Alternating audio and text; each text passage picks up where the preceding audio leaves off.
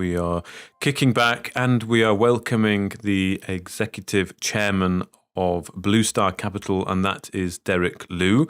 And Derek, I think we spoke to you on the MarketMusing podcast quite a while ago. I'm going to say 6 months ago.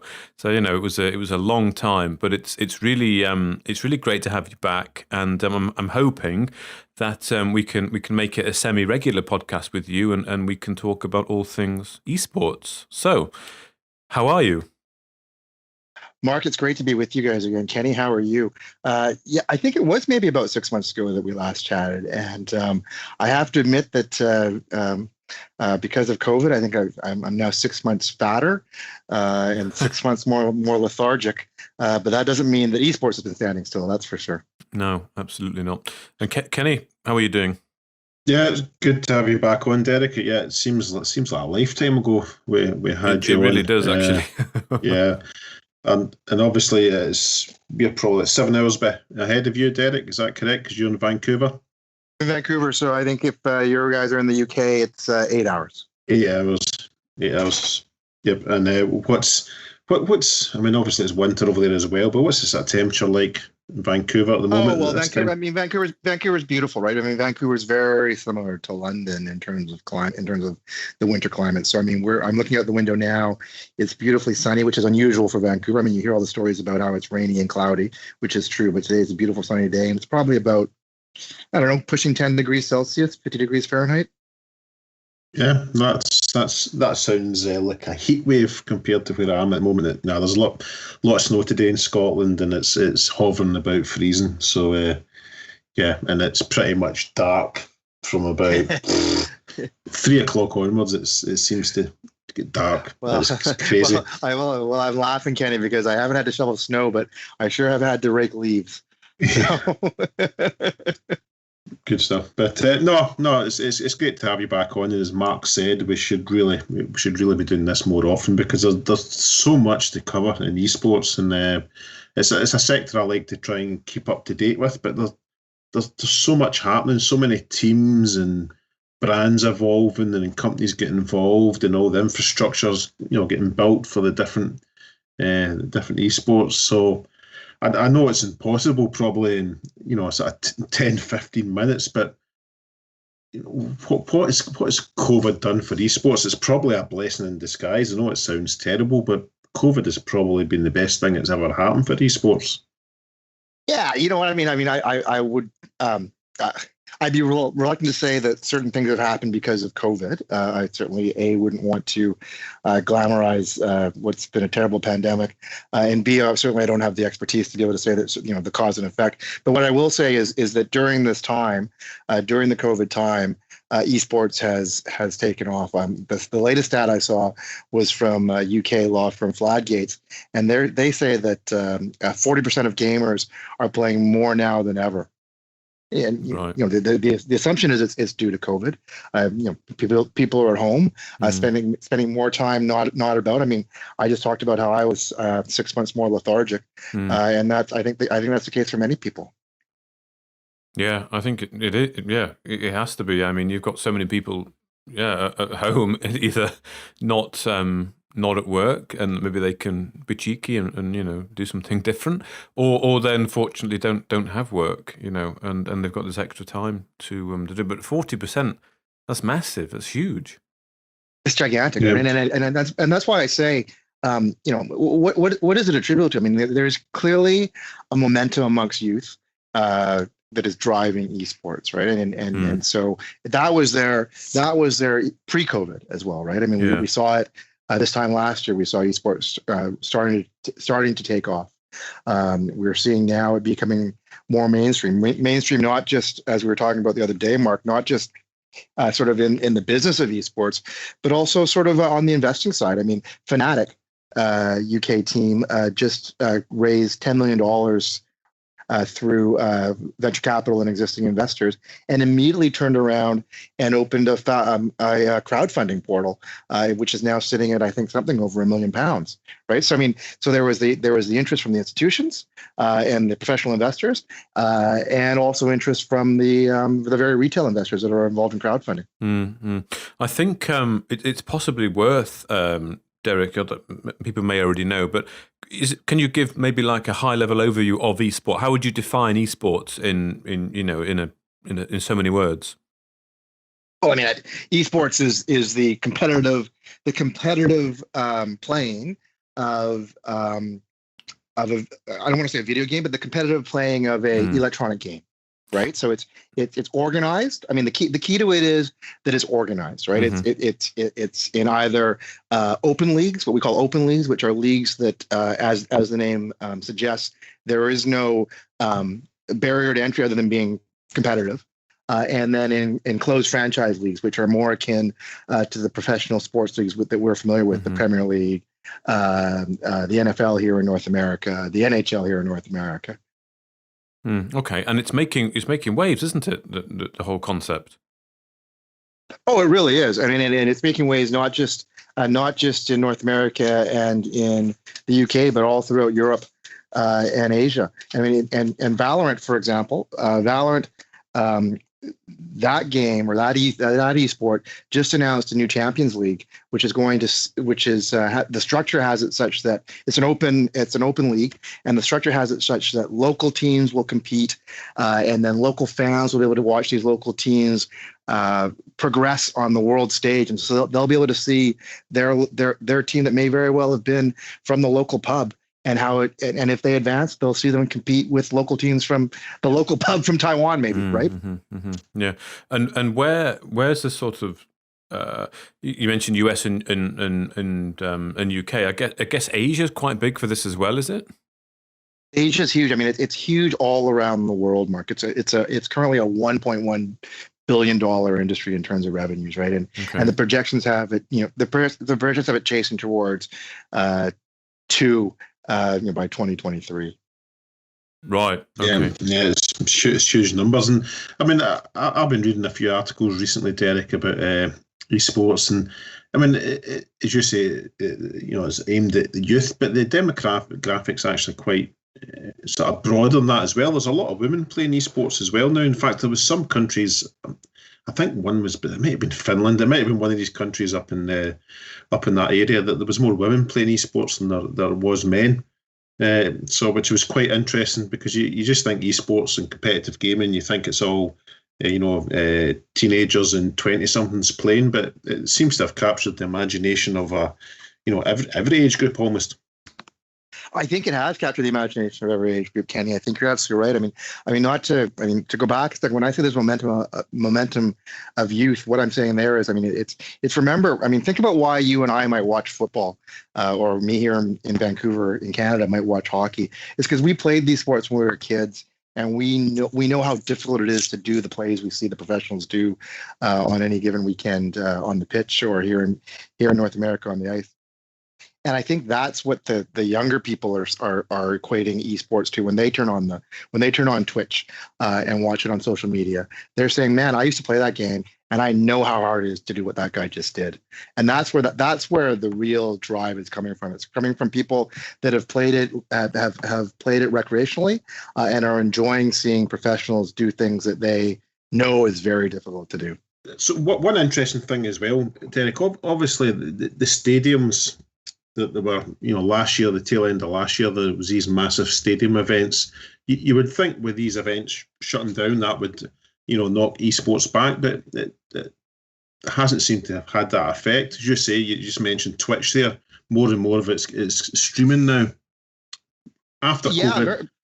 Very, very much so, right? I mean, and that was always a big part of has always been a large part of the business proposition is streaming over Twitch or streaming over whatever the social media platform, might be, that these events are taking place on.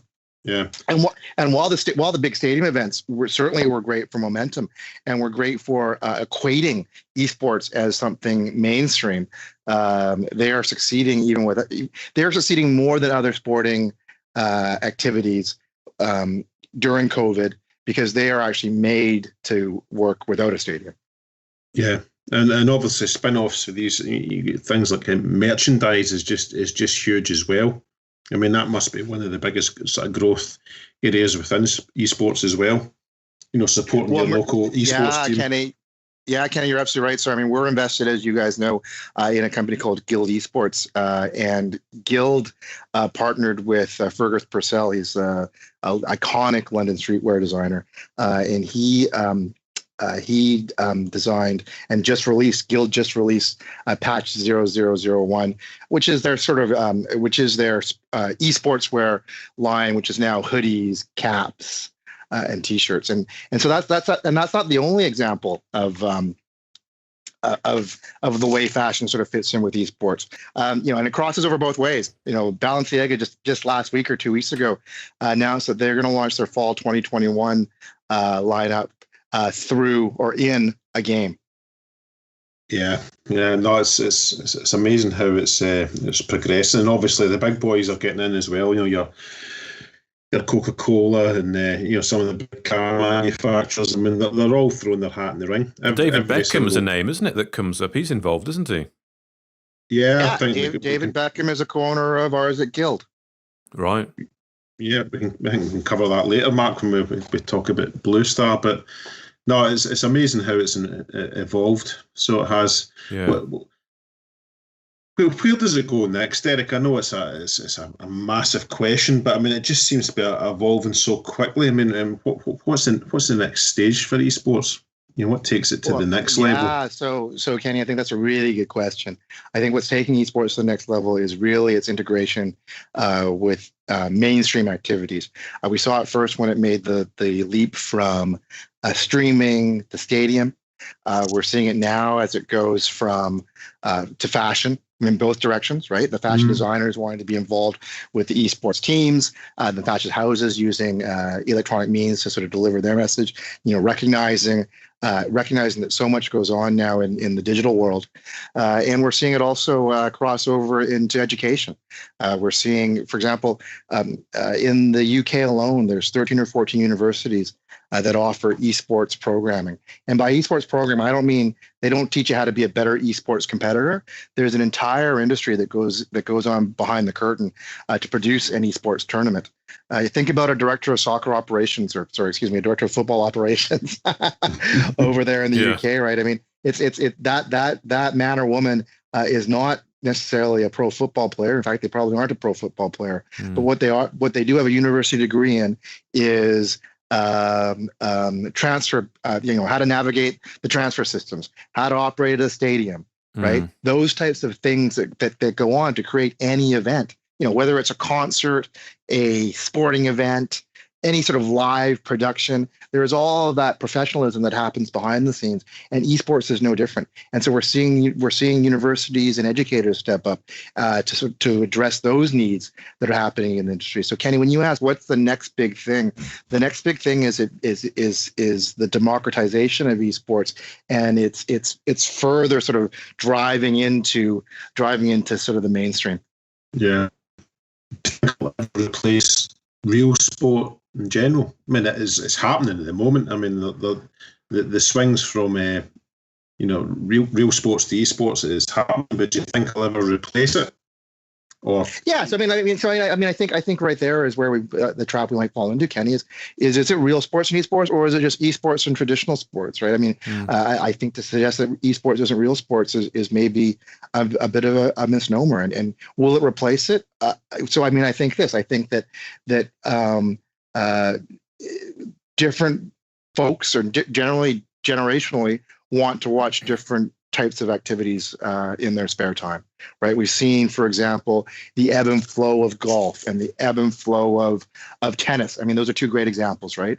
Very old traditional sports that were very popular post-war, and then sort of ebbed down quite a bit, and have gone in waves, even in our lifetimes.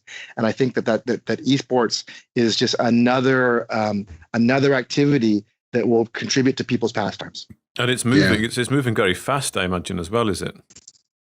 It's moving very quickly, right? And that's what I think we haven't seen. We haven't seen other activities being adopted so quickly on such a rapid scale. And that's where the real opportunity is for investors, in the fact that it's moving so quickly along so many different verticals, not just the competitions themselves, but like I mentioned, the professionalization of esports, the platforms that esports might be delivered on. all of these business verticals that are booming because as part of esports. I mean, from an investment point of view, I think it's a very compelling, offer. Really, I can only see it getting an awful lot of excitement around it, and it will become part of, I think, people's everyday life. It'll just become a normal thing. Whereas at the moment, it's not quite there yet. But I can certainly see it moving in that direction and being almost the next big thing. But from an investment point of view, I mean, obviously, you're the chairman of Blue Star. I mean, what are the ways in from an investment point of view into taking advantage of this? Well, I want to go back to something you said just 20 seconds ago, Mark. Before I get into that, is when you say it's poised to be the next big thing, you're absolutely right. And while the esports competitors, guys like Flick, who were just signed by Blue, for example, while they may not be household names to the average person walking down the street, household names are getting involved.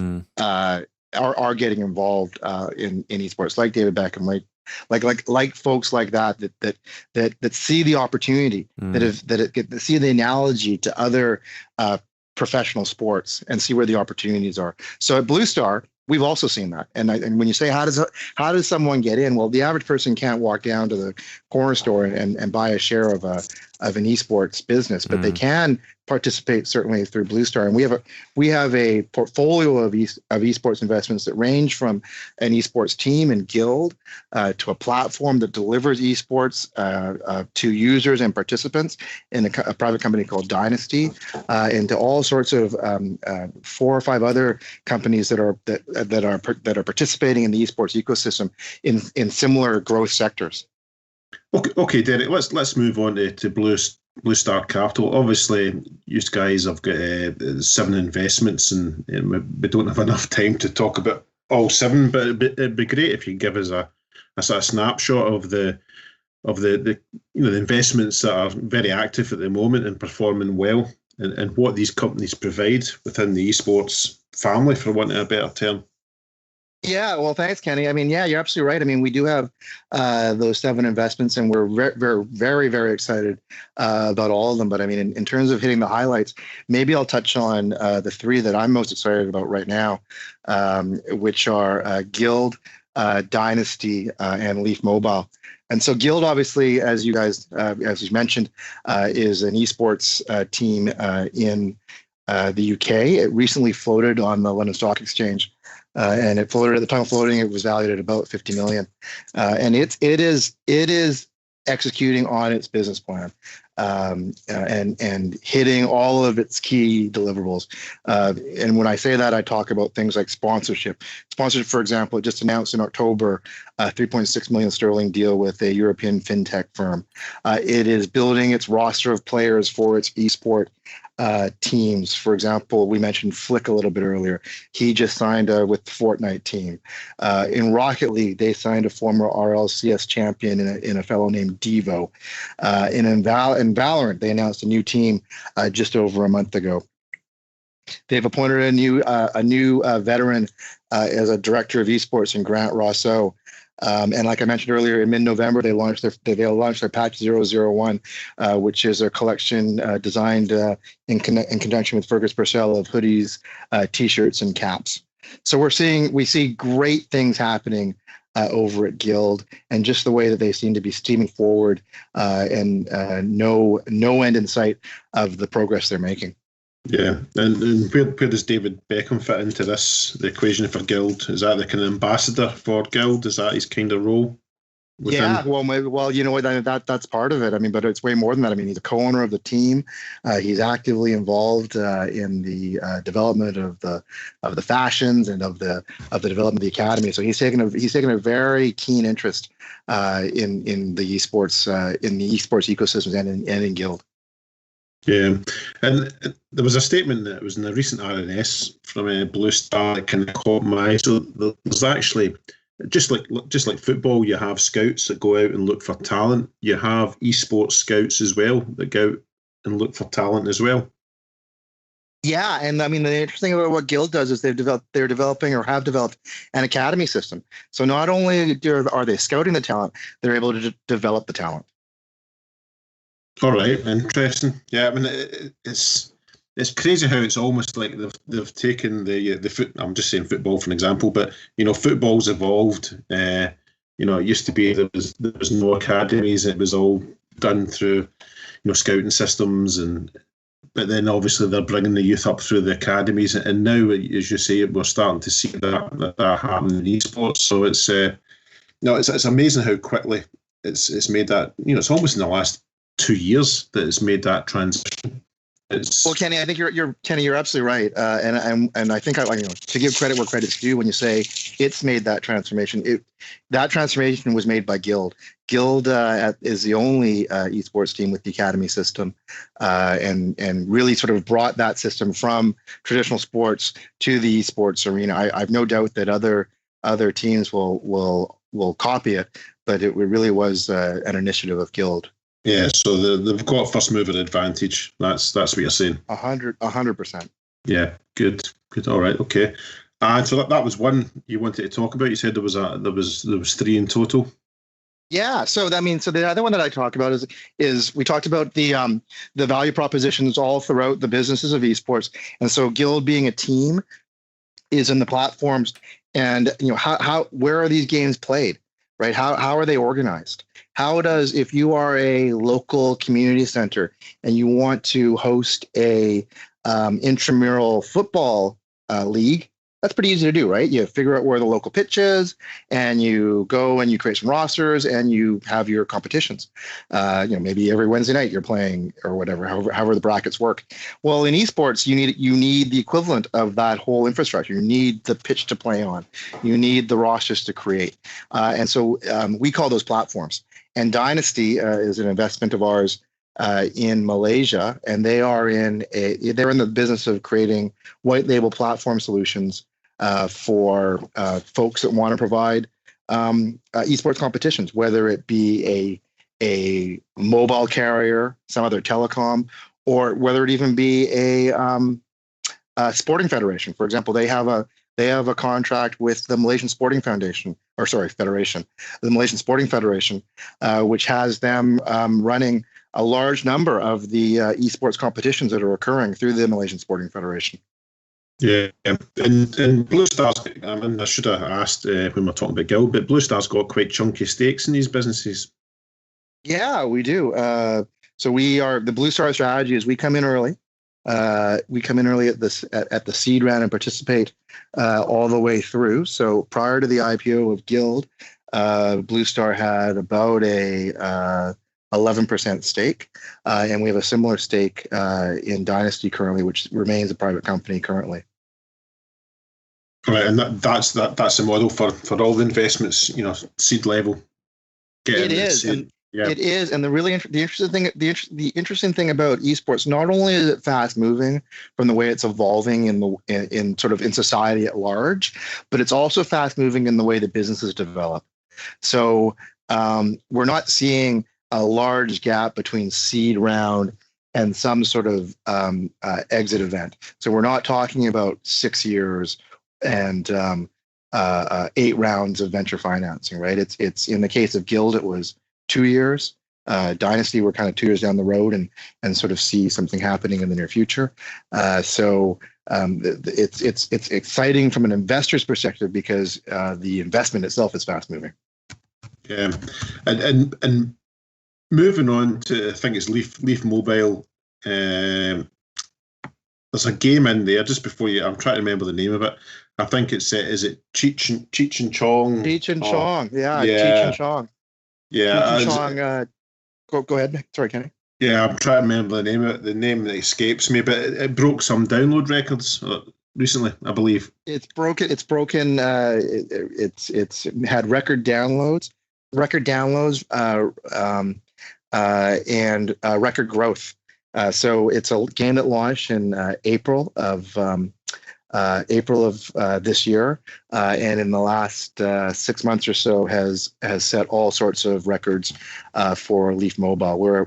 Blue Star has a small piece of Leaf Mobile, I'm also a director of Leaf, and right now Leaf is undergoing a new transaction with Eastside Games, a local publisher here in Vancouver. That when the transaction is completed, we'll see Leaf Mobile be the largest mobile game company in Canada. Yeah, and that's been, I mean, the whole everything we've talked about tonight has been rapid, the transition. But I mean that just seemed like 4 or 5 months ago that was coming to market, and all of a sudden it seems to be one of the main players. So it's just amazing the speed these things are going at. It's unbelievable.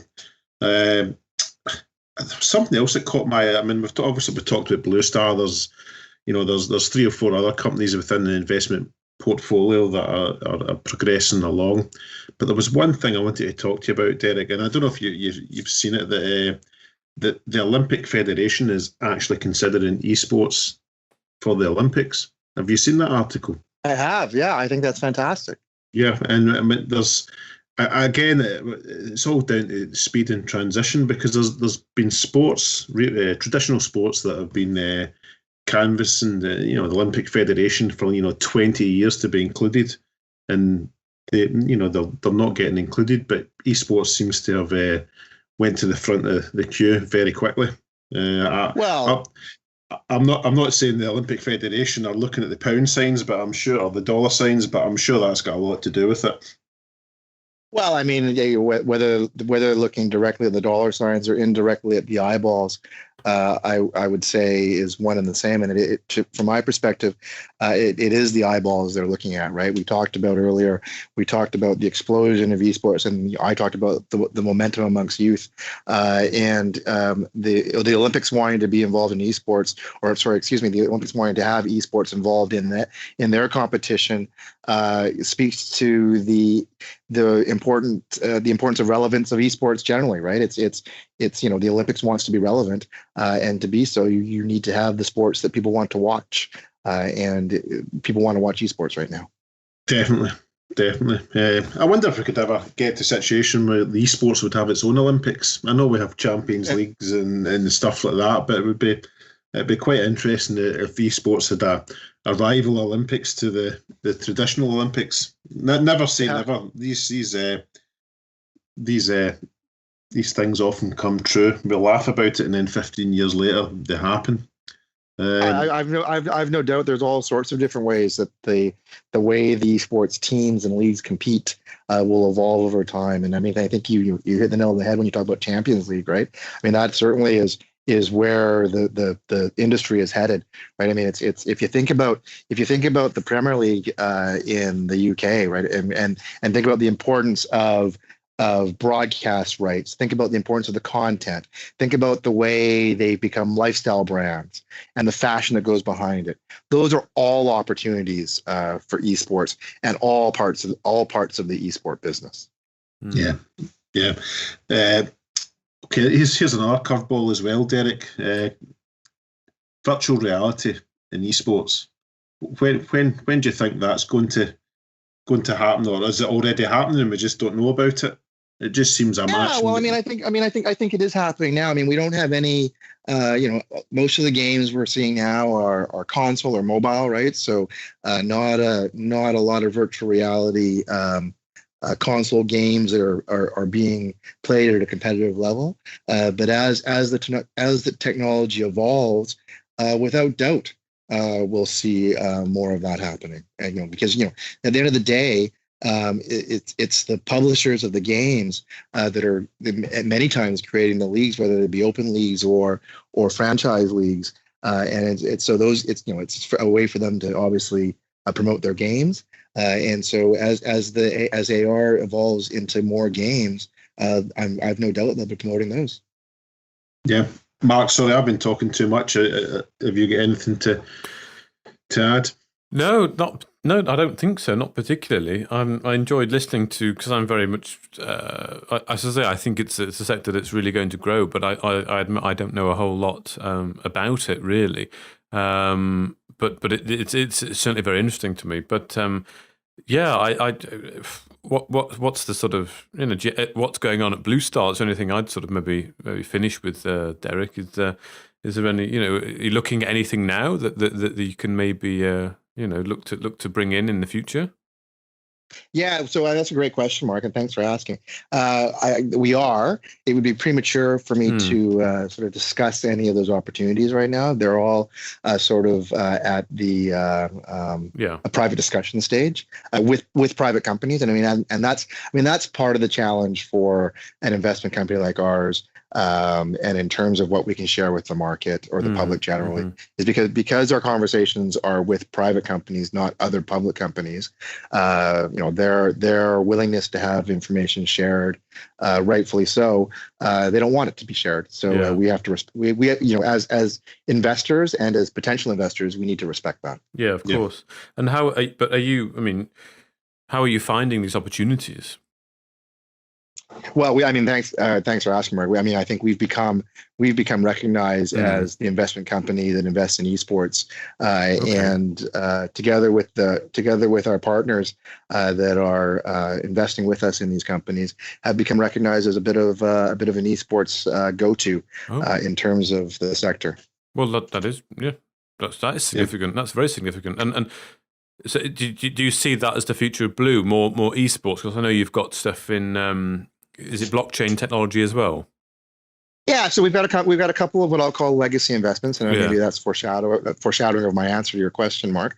In Satoshi Pay, which is in the payment system, payments processing, and Installer, which is a really neat company. It uses finger vein technology as a bio identifier. So think about, we all use fingerprints on our laptops now to open up our laptops. But if your hand is, or your finger is wet, maybe you just opened a beer and you go and press your finger on the fingerprint sensor, it doesn't work. The finger veins are it's a contactless reader, so it's not affected by things like moisture on your finger or things like that. So we at Blue Star, we have great belief in these two legacy investments, but we certainly do see currently that the future for us will be leveraging our expertise on the esports space. Right. Yeah. Okay. I remember talking about that vein unlocking technology last time, which I thought was quite fascinating. And even though it's legacy, that's pretty cool. It's super cool. Absolutely. Yeah, and it's still part of your thing, but esports is where it's at, I think, is what you're saying, isn't it? Well, I want to be very clear. We have great belief, and we're working very hard on the Satoshi Pay and the Installer investments that we have. But in terms of future looking, right now we're future looking. We've gained great expertise and respect in the esports space, and we want to take advantage of that. Yeah, and we want to take advantage of you as well, Derek, and get you on more regular. I think that's the key. I'd be happy to come along and chat about esports. I can talk about it all day long, and hopefully your listeners find it interesting.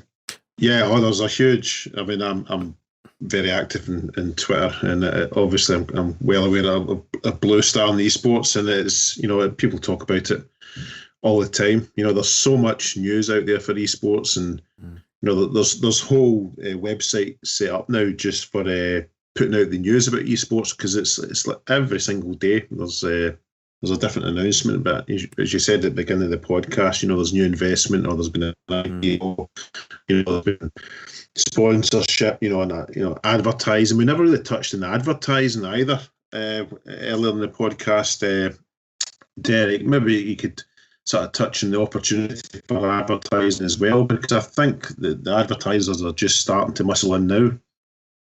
Yeah, you're right. Sponsorship, like we mentioned earlier, is a big part of the opportunities in esports. The same way it's a big part of the opportunity in Premier League and the NFL, and we're seeing it. We're seeing not just tech companies who you would see as logical sponsors of esports teams, but we're seeing it in mainstream athletics companies, Puma, Adidas, Nike.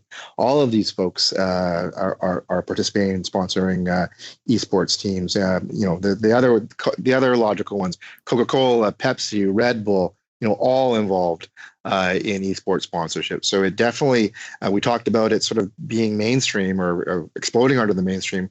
Nothing says that more so than the folks that are lining up to be sponsorship partners in the esports space. Yeah, no, it's a fascinating topic, and as you say, you could talk all night about it. There's so much to cover, but I think what we'll do, Derek. I mean, this is early December. I think once we get Christmas and New Year out the way, we'll get you back on in early January, and you can give us an update on the Blue Star portfolio, and we can just have a chat about esports in general. Yeah, I think that's a good idea. And I'd be happy to anytime, Mark and Kenny, anytime. That'll be good. I think we can also maybe open the floor up to people if they want to ask us questions to discuss with you. Because it is a sector that's rapidly changing, rapidly evolving. And I'm sure there'll be lots of people out there who have questions about it, or even just points that they think are worth bringing up to discuss. So I'm sure we can put that out, and yeah, it'd be great to have you on as a sort of semi-regular expert in esports. You can be our go-to guy. Yeah, I'm happy to do that, and it sounds really. I mean, that sounds like a really exciting opportunity to sort of get some dialogue going with your listeners. I think that'd be fantastic. I'd welcome that opportunity. Brilliant. Okay. Oh, I think that's almost a sort of 45, 50 minutes, which is about perfect time for a podcast, Derek. So I know it's only 1 o'clock. 12 o'clock. 12 o'clock in in Vancouver. Is it too early for a beer in Vancouver? I'm sorry? Is it too early for a beer? I've already had one. I've been having one while we were talking. I'm just jealous because I'm not drinking just now. So, and Mark's got a beer as well. So I'm like Piggy in the middle here. Definitely Piggy. But listen, I think in January next time we chat, I'll have a beer in my hand by then. Okay. Well, I won't hold you to it because I have a lot of respect for what you're trying to do from a health perspective. But I welcome you to have a beer with us. Perfect. Right. Okay. Until next. Thank you. Cheers, Derek. Thanks so much, you guys. Have a great weekend. Cheers. Thank you for listening to another podcast from Market Musings with Fairbairn and Russell. Tune in next time.